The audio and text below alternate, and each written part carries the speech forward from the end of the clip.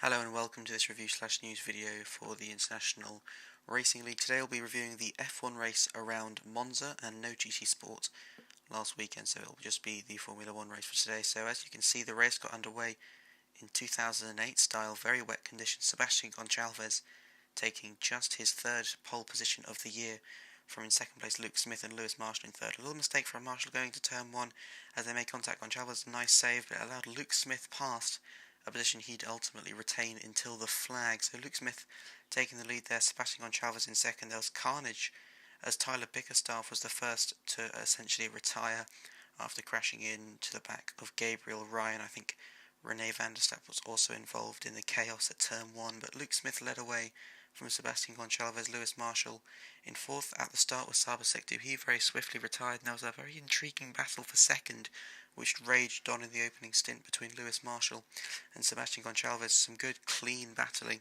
which we can't always say about some of those two drivers. But for the first 10 odd laps, they were battling well until 50-50 instant. Really, I'll let you be the judge of what you think here. As Lewis Marshall just puts a wheel on the grass, flies into the barrier, ending his race. And another incident later on between Gonçalves and Glover. Glover, who had a real opportunity of getting back into the championship with Negua and Alder both unable to finish, well, even start the race. It meant that Glover had a real opportunity, but he battled hard with Gonçalves for the second position, and it ultimately ended in tears. They battled for about 10 laps, similar to Gonçalves and Lewis, until Gonçalves was pushed onto the gravel, put down the power, span back into Glover's car, span him around, and ended both their races pretty much. But there was a fantastic battle later for second, and this time it was clean, between McLean and McGinn. This overtake from McGinn around the outside at the final corner will earn him driver of the day, but it was McLean that really impressed, having been unable to be competitive in qualifying. He sailed through the finishing order, eventually finishing a very competitive third, giving him his first podium and also earning driver of the day. But looking at the podium here, Luke Smith takes his second career victory in IRL, and a very dominant one at that, 29.7 seconds ahead of Francis McGinn. Third place went to TJ McLean. Cameron Weston-Edwards just about clinging on to the championship battle.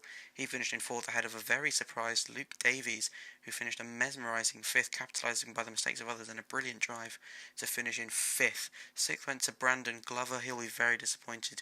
At one point he was looking well onto the podium and looked like he could get his championship back on track, but he's now out of contention, and we can see the drivers' point standings here. Felix Negua remaining 9.5 points clear of Matthew Elder with just one race to go.